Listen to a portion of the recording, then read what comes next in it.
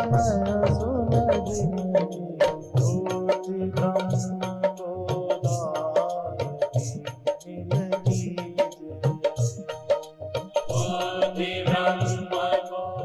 वैसे स्वस्थ रहना बहुत अच्छा है। पहला सुख निरोगी काया, और दूसरा सुख घर में हो माया, और दोनों हो और फिर भी टेंशन हो, चिंता हो, लड़ाई हो। तो दूसरी बात है मन शांत हो, मन प्रेम के आनंद में डूबा हो। अभी आज की कथा का सार, भगवान यदि इस कथा में जरा भी सच्चाई है, आपको भरोसा है गुरुओं के ग्रंथों में, तुम्हारे भारतीयों के हिंदुओं के ग्रंथों में सुदामा की कथा है। और विद्यार्थी थे एक समय, साथ पढ़ते थे, बहुत दिन से मिलना नहीं हुआ था। सुदामा निर्धन हो गए और भगवान कृष्ण बहुत बड़े राजा महाराजा हो गए। कितना फर्क हो गया, पर प्रेम। यदि ये भगवान का कोई सीख ले, भाषा नहीं, सचमुच ऐसा हृदय हो,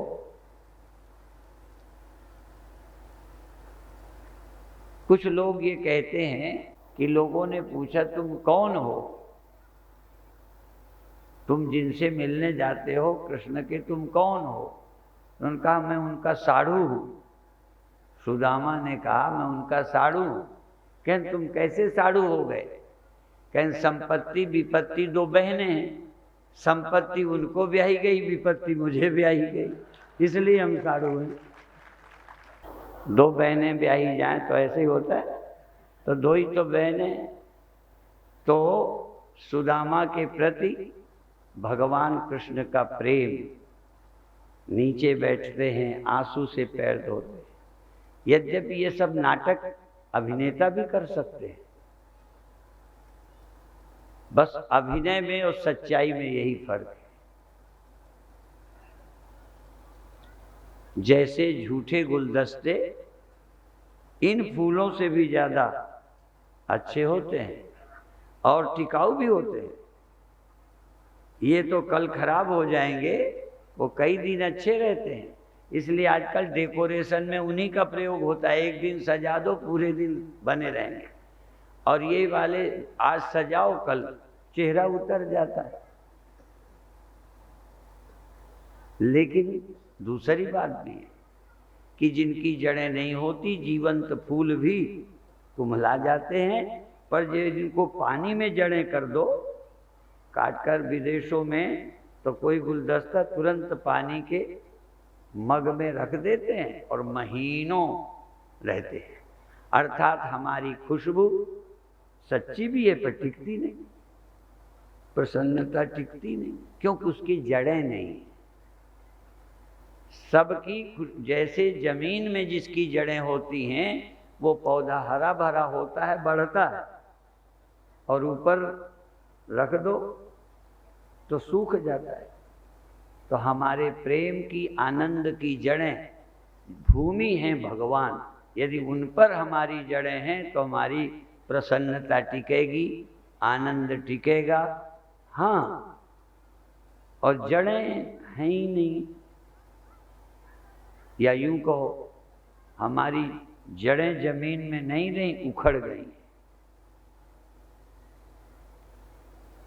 यदि हम सत्य का सुमिरन करेंगे, आज समापन दिन है, समय भी कम है, क्योंकि संतों को जाना भी है, और तो देर नहीं करेंगे। एक ही बात करेंगे कि क्या आपको प्रेम किसी से, संत से, भगवान से, तीर्थ से, मंदिर से, जहाँ बैठकर कुछ लेना नहीं। और जगह तो लेने जाते हैं ना, मंदिर में लेने नहीं जाओ, सिर्फ जाकर मंदिर में नमस्कार करो, मत्था टेको गुरुद्वारे में, और मत्था टेक कर खुशी पैदा हो जाए। कठिन है, पर यदि हो जाए तो तुमसे बड़ा धनी दुनिया में कोई नहीं है। जिस आनंद के लिए हम दर दर फिरते हैं, हमारे गुरुदेव के भी कीर्तन थे, सतगुरु ने खूब खरीदाया सतगुरु ने, और एक लाइन आती थी कि ये मन स्वान समान फिरत, तो ये मन स्वान समान कुत्ते की तरह, ये मन स्वान समान फिरत तो घर घर के डंडे खाया। हर जगह दुत्कार मिली, पर कुत्ता दो होता है, घर घर भी फिरता है, स्वामी भक्त भी होता है। नवे गुरुजी ने दोनों कहा, एक जगह कुत्ता कह के बुरे अर्थ में, कुकर और स्वान कह करके बुरा कहा, और ये भी कहा कि जैसे कुत्ता अपने स्वामी का घर नहीं छोड़ता, ऐसे ही तुम कुत्ते ही हो जाओ राम के, स्वामी के घर को नहीं छोड़ो, उससे प्रेम रखो। दोनों अर्थ हैं। तो भटकने वाला कुत्ता एक किसी मालिक का, वैष्णव लोग कहते हैं जिसके गले में पट्टा बंधा होता है, यदि कहीं भटकता भी मिल जाए तो पता लगाते ये किसका है, वहां भेज दो। और जिसके पट्टा नहीं होता, पुलिस वाले नगर पालिका वाले बोरियों में भरकर कहीं फेंक आते हैं। आजकल आवारा फिरने नहीं देते, बहुत जगह कुत्ते आवारा नहीं फिर सकते, विदेशों में तो फिरते ही नहीं, सब किसी के होते। माने विदेशों में कुत्ते मालिक के होते, आदमी नहीं है मालिक का वहां। और भारत में ये मनुष्य मालिक का होके जीता था, पर ये भी विदेशी कुत्ता की तरह धीरे। देखो, भगवान के होके रहो। तो भारत के वैष्णव क्या कहते हैं, पट्टा बंधा हो, अर्थात हमें अपने भगवान के होके रहें, भक्त होके रहें, चाहे उसे माला कहो, चाहे उसे ड्रेस कहो, पहचान हो जाए कि किसी का पालतू है। आप किसी के पालतू हो या आवारा हो। आजकल वो गाना गाते हैं, मैं आवारा हूं।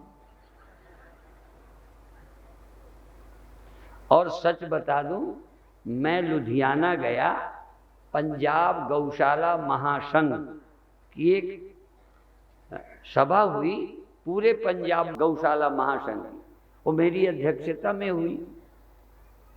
तो उसमें चेन्नई के एनिमल वेलफेयर सोसाइटी के चीफ सेक्रेटरी ऑल इंडिया के वो आए थे।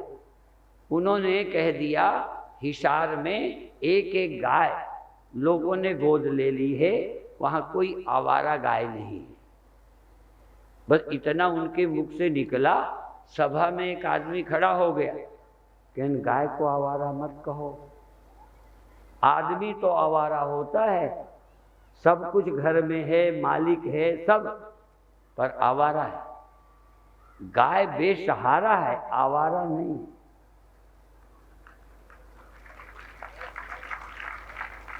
उसको सहारा नहीं मिला तो घूम रही है, और यहां तो सब घर में है, फिर भी मैं आवारा हूं और आसमान का तारा हूं।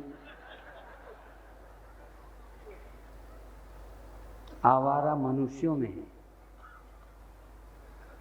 जो सहारा है तो भी, जो सहारा ना हो, किसी का सहारा ले, उसको हम आवारा नहीं कहते। जिसके सहारे बहुत हैं, फिर भी माँ है, बाप है, घर है, पैसा है, इसलिए गाय को आवारा नहीं कहो। जो फिरती भी है, घर में चारा नहीं है, कोई देखने वाला नहीं है, तो घूम रही है। तो अभिप्राय ये है, हमको आवारा नहीं होना। कबीर साहब ने कहा है, मैं हूं कुत्ता राम का, मोतिया मेरा नाम। और हाँ, जैसे मालिक रस्सी खींचता है उधर चला जाता हूं। तो आपसे भी यही निवेदन है कि भगवान के हो जाओ, और इतना राजी रहो कि वो जहां लेके चलेंगे मेरे अंग संग, जैसे कुत्ते को आजकल लोग लेके चलते हैं, रस्सी लिए साथ साथ चलते हैं। जब कभी वो इधर उधर करता है और रस्सी में बंधा है, कहीं जाता नहीं। कभी कभी तुम्हारा मन भी भगने लगे तो उनको रस्सी पकड़ा दो, पालतू हो जाओ। तो देखो, ऐसे संतों ने अपने को कुत्ता कहा पर राम का। अभी अभी सुन रहे थे सिखों में नीवापना, और गुरुओं का मुख्य यदि धर्म मेरे से कोई पूछे तो कहूंगा प्रेम और निरहंकारता, विनम्रता। प्रेम करो और विनम्र हो, कुछ करके भी अहंकार ना हो। बहुत से बहुत काम करो, गुरुओं ने तो कही यज्ञवान स्नान करो, तप करो, तीर्थ करो, दान करो, और मन में गुमान। और कह दिया उनका भजन तप ऐसे है जैसे कुंजर स्नान, हाथी स्नान करके फिर धूल ऊपर डाल देता। अर्थात इतने अच्छे काम किए और अहंकार कर लिया, समझो सबको बेकार कर दिया। और तुमसे थोड़ी गलती भी हो गई, पर अपने प्रभु के चरणों में नीवा हो गए, निरहंकार हो गए, तो तुम्हारे किए कराए पाप सब कट गए।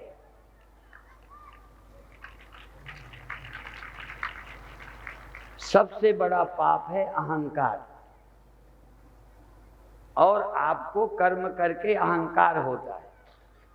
इसलिए आखिरी बात हमारे गुरुओं ने कही कि उसके हुक्म ही अंदर सब है, बाहर हुक्म ना कोई। उनके हुक्म के अंदर सब है। अब ये भी उसके हुक्म को पहचानते हैं क्या? देखो, एक अर्थ दोनों समझ लो। एक तो उसके हुक्म के बाहर कोई नहीं, तुम भी उसके हुक्म के बोलो बाहर नहीं हो। फिर फर्क क्या है? कहते तुम उसका हुक्म नहीं पहचानते, इसलिए अपने को कर्ता मानते हो। उसके हुक्म से हम चल रहे हैं, ये नहीं समझ आए। आपको समझ आता है कि हम उनके हुक्म से चल रहे हैं? आप मन के अनुसार चल रहे हो कि हुक्म? तुम अपनी सोच बताओ, सोच में तुम अपने मन की चल रहे हो। मन यही है, पर यदि ये लगे कि वो यही कराना चाहते हैं, बस यही देना चाहते हैं, यही भेजना चाहते हैं, यदि उनका हुक्म पहचान जाओ तो फिर हाँ मैं कहे न खोए। बस कहा था ये हाँ मैं दीर्घ रोग है। ये सबसे बड़ी बीमारी जो युगों युगों से चली आ रही है, जल्दी मिटती नहीं, वो है हाँ मैं। और हाँ मैं नीवापना से मिटती है। और गुरुओं का ये भी वचन कि ब्रह्म ज्ञानी से ऊंचा कोई नहीं, ब्रह्म ज्ञानी ऊंच से ऊंचा, बस इससे ऊंचा कोई नहीं। इसलिए ब्रह्म ज्ञानी परमेश्वर। पर दूसरी बात साथ में, ब्रह्म ज्ञानी ऊंच से ऊंचा, पर अपने मन में सबसे नीचा। दोनों एक साथ। इतना ऊंचा सोचता है तो उससे बड़ा कोई नहीं, पर व्यवहार में उससे छोटा, नीचा, नीवा कोई नहीं। हम ऐसे संतों को जानते हैं जो परस्पर मिलकर के आंसू आ जाते हैं। जैसे अभी सुदामा और भगवान कृष्ण का सुना ना, जब हम बाबा राम सिंह जी मिलते हैं, एक प्रीतम दास जी महात्मा बल्ला रायपुर और रायपुर रसूलपुर में ऐसे रोते जैसे कोई घर के लोग विदाई में लड़की रोती है। एक बार मैं उड़ीसा से लौट रहा था, एक स्वामी निरंजन बड़े कठोर लगता है बादाम है, पर जब हमको विदा कर रहे थे, ट्रेन में बिठाने आए, तो ऐसे ही रो रहे थे जैसे कोई लड़की की विदा कर रहा हो। ये जीवन में प्रेम और निस्वार्थ। चोट से तो बहुत लोग रोते हैं, प्रेम से और प्यार। कोई गरीब आदमी मांगने जाए तो धनी, साधुओं के भी चुटकुले हैं। एक महात्मा फलाहारी थे, दूधाधारी। तो कुटिया थी रोड के पास, तो जब कोई उधर से लोटा लेके निकलता था तो संत खुश होते थे कि कोई दूध ला रहा है। वो जा रहा है टट्टी, पर लोटा देख के खुश। तो दूधाधारी पर घर चित, नागा लकड़ी खोजे नित्य। मौनी करे, अब मौन है, अब कोई दाल घट गई तो लगता है पड़ोसी कह दे, अब बोल सकते नहीं। तो मौनी करे पराई आस, 3 तपस्या फूसे पास। हमारे गुरुदेव, हमारे गुरुजन काम करते हैं और फिर भी निरहंकार है। दशम गुरु तो आए भी इसीलिए, परमात्मा के हुक्म से आए। आप बिना हुक्म के आए, फर्क क्या है? वो उनका हुक्म पहचानते हैं कि हम उनके हुक्म से आए हैं, जो करवाना है कर रहे हैं, हम उनके हाथ में हैं। कलम को जो पकड़ के लिखे, कलम आपके हाथ में, और फर्क क्या है? वो जड़ कलम है, हम चेतन हैं। हम चेतन होकर उनका यंत्र हैं।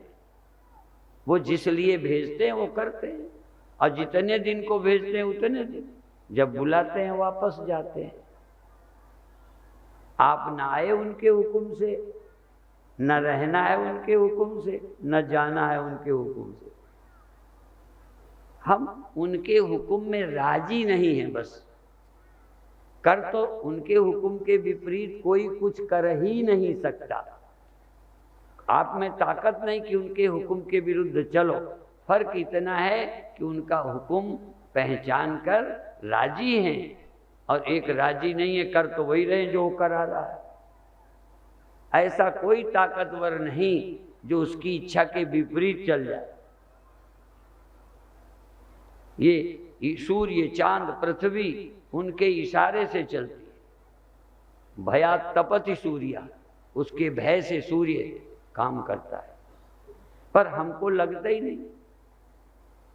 इसलिए सबसे अच्छी भक्ति है कि हम उसके हाथ के यंत्र बन जाएं, राजी रहें, और जब वो चाहें, हमें पता पहले से नहीं पता चलेगा, अपने को इतना तैयार हैं कि जब बुलाएगा चले जाएंगे। हम अपने आप जाएंगे नहीं, अपने आप आए नहीं, अपने आप काम करते नहीं, और जितना काम जिससे लेना है उतना ही कराएंगे। ठीक है? तो ये चीज हमको महसूस होने लगे, मालिक है, वो हमसे करा रहा है, ये मेरा कुछ काम नहीं, मेरा लोभ नहीं, मेरा भय नहीं, मेरी चिंता नहीं। उसके हाथ में आते आपकी चिंता मिट जाती है। अंत में 2 शब्द ज्ञान के बता दें, और एक ये जो मैंने कैसेट का संकेत किया, मैंने उस दिन कहा था मैं भूल जाता हूँ, भुलक्कड़ हूँ। कुछ प्रवचन लखनऊ हुए, कुछ यहाँ के हुए, कोई सुबह आए नहीं है। सुबह वाले प्रवचन ज़्यादा चिंतन के होते हैं, गहराई के होते हैं। यदि उपलब्ध हो जाए तो ले लेना, मुझे अब पता नहीं, और नहीं तो इनको कह दिया है।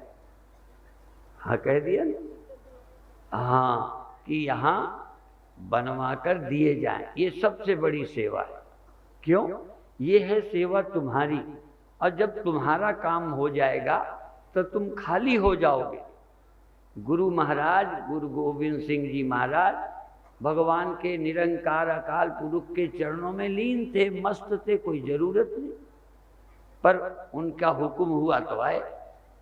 ठीक है? तो जब तुम अपने आनंद में, निरंकार में, अकाल पुरुष में, ब्रह्म में, ब्रह्मानंद में लीन हो जाओगे, तो जो शरीर बचेगा, समय बचेगा, फिर जो भगवान तुमसे काम लेना चाहेंगे करोगे। अभी भगवान काम लेना चाहते हैं दुनिया का, तो तुम्हें चाहिए मोक्ष। हम लोग बाबा किस लिए बने? मोक्ष के लिए। तुम भी इधर उधर फिरते हो तो मोक्ष के लिए। यहाँ तक पुण्य फलाना सब मोक्ष। और जब मुक्त हो जाओगे तब स्वर्ग के लिए पुण्य करोगे, फिर नरक के डर से पाप छोड़ोगे ना। भगवान कृष्ण को मान लो पाप लगता हो, गुरु गोविंद सिंह जी महाराज को मान लो पाप लगता हो लड़ाई की, तब बताओ। तो वो डरते ही नहीं, क्योंकि वो उनके हुक्म से कर रहे हैं जो वो करा रहे हैं। भगवान कृष्ण जो करना चाहिए कर रहे हैं। अभी हम जो करते हैं वो भी किसी लोभ से करते हैं, किसी स्वार्थ से करते हैं, कुछ पाने के लिए करते हैं, और कुछ बुराइयां छोड़ते भी हो ना तो पाप के डर से कि नरक चले जाएंगे। जब नरक का डर न रहा, स्वर्ग का लोभ न रहा, पाना खोने का भय न रहा, तब जो करते हैं वो भगवान के हाथ के यंत्र बन जाते हैं और काम करते हैं। हम भगवान के सचेतन यंत्र बन जाएं। अरविंद ने बहुत कहा है कि हम धीरे धीरे हमारा उठना बैठना उनके द्वारा हो, उनके लिए हो, उनके कहने से हो, उनकी आवश्यकता से हो। मेरा निजी कोई स्वार्थ न रह जाए। स्वार्थ इसलिए उसको निष्काम कर्म का है। जब स्वार्थ नहीं रह जाता तब जो कर्म होते हैं निस्वार्थ होते हैं। अब कोई पद के लिए लगा पड़ा है, कोई स्वर्ग के लिए लड़ा पड़ा है, नहीं। अभी आपकी एक अच्छाई जिसमें कोई चाहिए कुछ नहीं, एक अच्छाई का नाम लो जो कोई लोभ से ना हो, डर से ना हो, आपको चाहिए कुछ नहीं। तो ये कब समझ आएगा? एक तो पहले भक्ति आए तो थोड़ा सेवा भाव बने, और इसके बाद आप उस सत्य को जानो जिसमें न्यूनता अधिकता होती नहीं। न घाट है न बाढ़ है, न घटता है न बढ़ता है, कुछ नहीं कमी होती जिसमें, न हो सकता है न हुआ है। और ऐसा अकाल पुरुष निरंकार तुम्हारे भीतर है या वो तुम हो। जब उससे एक हो जाओगे निरंकार में वास होगा, जीते जी भी होगा। देखो मरने के बाद देह छूटता है, निरंकार में वास तो आकार रहते हो जाता है। आकार रहते जो निरंकार में रहने लगता है, फिर जब आकार छूट जाता है तो पूरा निराकार में रहता है। अभी आकार का उपयोग करते हुए निरंकार में रहता है, अकाल पुरुष में रहता है जिसकी मृत्यु नहीं होती, और इस काल वाले का उपयोग करता है। और इसका उपयोग के जो नहीं करता वो बेकार है। इसलिए इस आकार का उपयोग करो। अब देखो मन का कोई आकार नहीं है पर फिर भी उसमें गुण हैं, इसलिए जगता सोता है। और पीछे लौट जाओगे उस निरंकार का कोई उसमें प्रभाव नहीं पड़ता, वो सर्वनिवासी सदा अलेप है। तुम्हारे भीतर भी अलेप, मेरे भीतर भी अलेप, पर ज्ञानियों ने उस अलेप को अपना आपा पा लिया है, जान लिया है, और हमने लिप्त होने वाले मन को अपना जान रखा है। इसलिए ध्यान करने से ये अनुभव होने लगेगा। अब अधिक देर तक नहीं करते, आप सबसे अभी सूचना हो ही गई। एक चीज और बताऊं, बस आखिरी, तुम कभी किसी बच्चे को फ्री पढ़ा के देखो, कभी किसी बच्चे को फ्री प्यार करके देखो। जो तुम्हारा नहीं लगता उसको प्यार करके देखो। अपने को प्यार करते हो कि नहीं? वो मोह है, तो क्या अपने को छोड़ दे? जरा और को भी प्यार करो, और को देख के खुश हो, और को देख के प्रसन्नता हो। औरों को पढ़ा देखकर, औरों को अच्छा काम करते देख के तुम तो जलने लग, और को बड़ा देख के खुश हो। यदि ये तुम करने लग जाओ फिर अपने को भी करो। जैसे सब तैसे एक कहानी में कहा करता हूं, पर बढ़ जाएगी। मेरी माँ की मृत्यु हो गई, मुझे वैराग्य था। मैंने कहा कोई मर जाए, कोई मर जाए, मुझे कोई चिंता नहीं। और ये सोचता था, उसी दिन माँ मर गई। अब मोह बहुत था। एक आध दिन तो रोया नहीं, फिर कोई ऐसी बात याद आई या किसी ने कहा तो रो दिया। फिर ये लगे मेरी माँ अभी मुक्त न हुई होगी, ऐसा। अब मोह था ना। जैसे तुम अपने बच्चे को धनी बनाना चाहते हो, आशीर्वाद हमसे बच्चों के लिए मांगते हो ना, हमारा बच्चा पास हो जाए, नौकरी लग जाए, तो हमें अपनी माँ का लगे कि वो मुक्त हो जाए। हमारी माँ को फिर जन्म हो जाए, नौकरी मिल जाए, ऐसा नहीं, माँ तर जाए। अब सोच सुन रखा था कि बिना ज्ञान के तरता नहीं कोई, तो इतना तो पता था कि मेरी माँ को अभी आत्मज्ञान नहीं हुआ। मैं तो इस रास्ते में चल रहा था, विद्यार्थी ही था तब तक। तो फिर मैं सोचने लगा, जब साधु बना, कि मेरी माँ कैसे तरेगी। तो मैंने सोचा था कि 9 महीने में जन्म हो ही जाता है, तो कहीं तो जन्मेगी। दुनिया भर के जो जो बच्चे मिलेंगे सबको ज्ञान दूंगा तो मेरी माँ अपने आप तर जाएगी। अब कितना एक तरह का सिर्रीपन है, ये प्रेम वाले सिर्री ही होते, हो चाहे ना हो, पर देखो मेरा मोह, मेरी ममता सबको तारने के काम आई। तो हमारा व्यक्ति कोई मर के कहीं तो होगा, यदि उसे दुखी नहीं करना चाहते तो सबको सुख बांटो। उसमें तुम्हारा बाप शामिल होगा, तुम्हारी माँ शामिल होगी, नानी दादा मामा टापा, सबको सुखी करने का अभियान चला दो, तो कोई भी हमारा होगा, जाने अनजाने सब तर जाएंगे। और तुम जब बुरा व्यवहार करोगे तो हो सकता है पहले जन्म का बाप इस जन्म उसी को तुम मार रहे हो।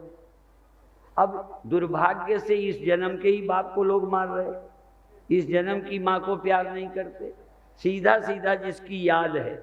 और हमने अपनी माँ से प्यार करते थे तो ये सोचा सब बच्चों को सुनाएं। अब धीरे धीरे वो बात वैसी तो भूल गई, ममता वाली, मोह वाली, लेकिन ये लगा कि कोई भी आदमी मुक्त होगा, खुश होगा, तो हमारा ही तो जीवन है सब, हम खुश हो, सबको खुश रखें।